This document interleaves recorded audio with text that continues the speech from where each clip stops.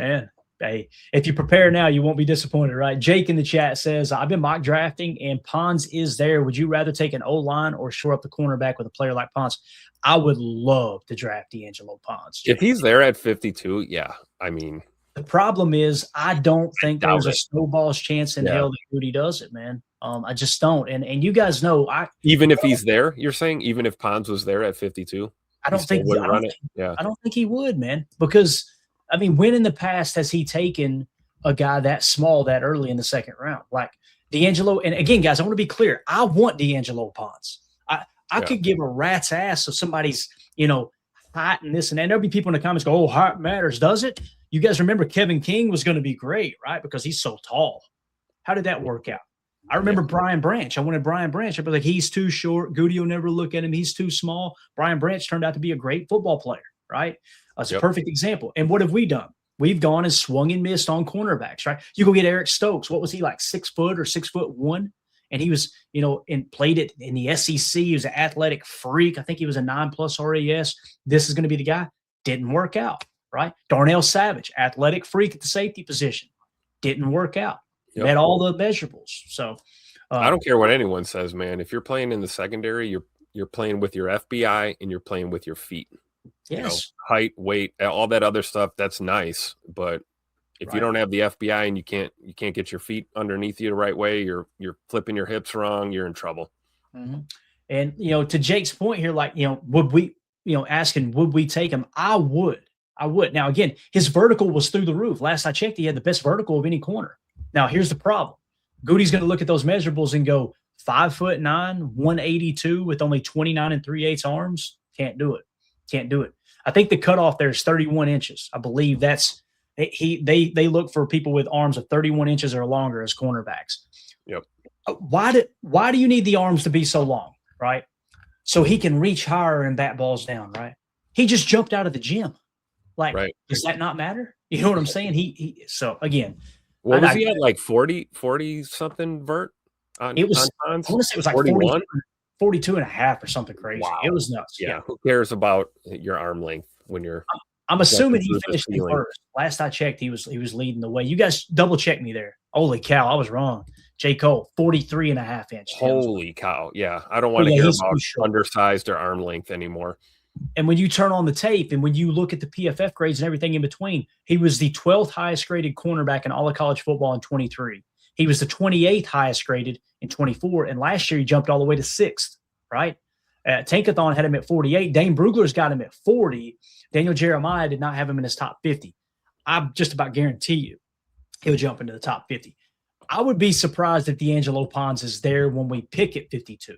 But if he is, I just don't see us doing it. You still don't see Gutey getting him. Yeah. I don't see it. And again, I want to be very clear. I disagree with that mindset.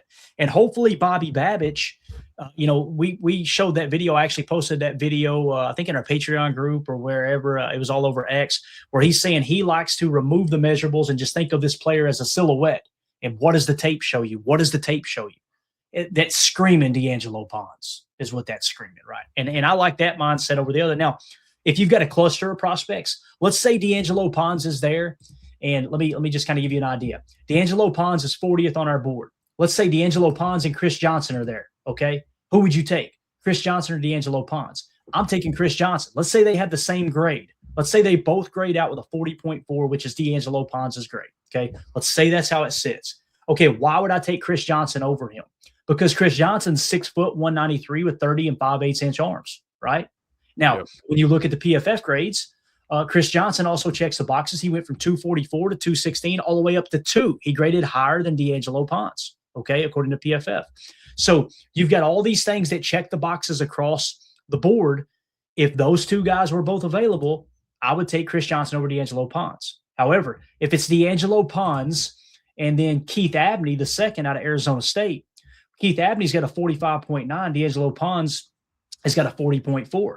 I would take D'Angelo Pons over Keith Abney. And Keith Abney's 5'10", 187 with 30-inch arms, right? So, again, I like the tape over the measurables. That's just me personally. When I watch us, Tim, when I watched that fourth quarter collapse against the Chicago Bears, I didn't find myself saying, think about this, guys. Please hear me here.